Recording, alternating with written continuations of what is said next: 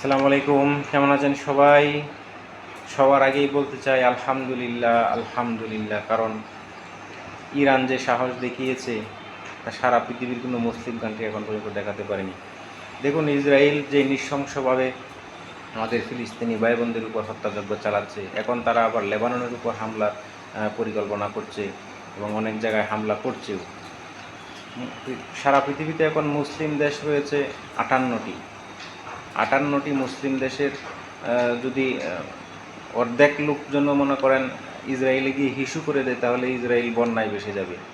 কিন্তু অত্যন্ত পরিতাপের বিষয়, আজ আমাদের মধ্যে সেই ঐক্য নেই, সেই পারস্পরিক সম্পর্ক নেই বিদায় আজ ইহুদি নাসারারা আমাদের উপর নানানভাবে অত্যাচার নিপীড়ন চালাচ্ছে।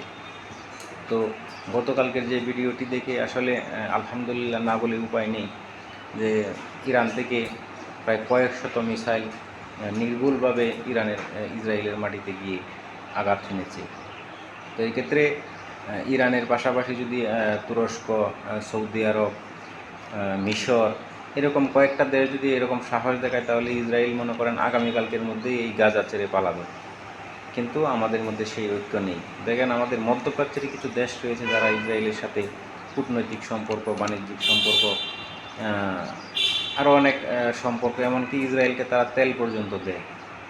এটা আসলে আমাদের কল্পনার বাইরে। তো আমরা কোন পর্যায়ে গেছি? আসলে আমরা পৃথিবীর এখন বুক বিলাসে এত ব্যস্ত, মানে এত মশগুল যে আমরা মনে হয় আর কোনো দিন মরবো না, সারা জীবন মনে হয় এভাবেই চলবে। আমাদের দেশেও একটা সমস্যা ছিল, আপনারা জানেন, গত 1-1.5 যুগ ধরে হয়তো তারা মনে করেছিল যে আমরাই সারা জীবন হয়তো ক্ষমতায় থাকবো। কাজেই ক্ষমতা কারোরই চিরস্থায়ী নয়। আমাদের এগুলো থেকে শিক্ষা নেওয়া দরকার। ইসরায়েল যেই কাজটা করছে আজ গত দশকের পর দশক ধরে, আর আমরা যেভাবে নীরবে সহ্য করছি, এইভাবে তারা এরকম করতেই থাকবে। আমরা যত প্রতিবাদ জানাবো তত তাদের বুকে কাঁপন ধরবে।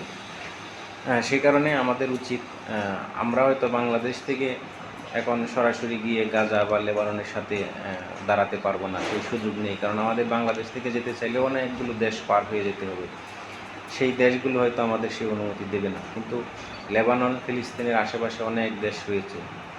ইরান ইসরায়েল থেকে 1000 কিলোমিটার দূরে, তারা 1000 কিলোমিটার দূর থেকে তাদের সেই মিসাইল তাক করে রাখে, সেখান থেকে তারা হামলা করে। আর মিশর ইসরায়েলের সাথের দেশ, জর্ডান সাথের দেশ, তারপর আপনার তুরস্ক একটু দূরে কিন্তু খুব কাছাকাছি। তো আমরা যদি এইভাবে প্রতিবাদের বাসা জানাতে থাকি, তাহলে এইভাবেই ইহুদ্দিন আসারাদের বুকে কাঁপন ধরবে।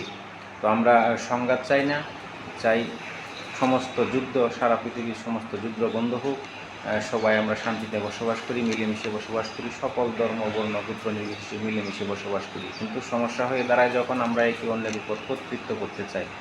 আসলে এই কর্তৃত্ব করতে চাওয়াটাই হচ্ছে আমাদের পৃথিবীর মূল সমস্যা। আমরা ভাই ভাই মনে করি না, আমরা রাজা এবং প্রজা মনে করি একে অপরকে। এটাই হচ্ছে আমাদের সমস্যা। তো সকলে ভালো থাকবেন, দোয়া করবেন আমার ইহুদি ফিলিস্তিন যে সংঘাত চলছে সেটা তাড়াতাড়ি যাতে মিটে যায় এবং গাজার ফিলিস্তিনের বাইরে যাতে তারা তাদের পূর্ণ স্বাধীনতা পায়। ধন্যবাদ সকলকে।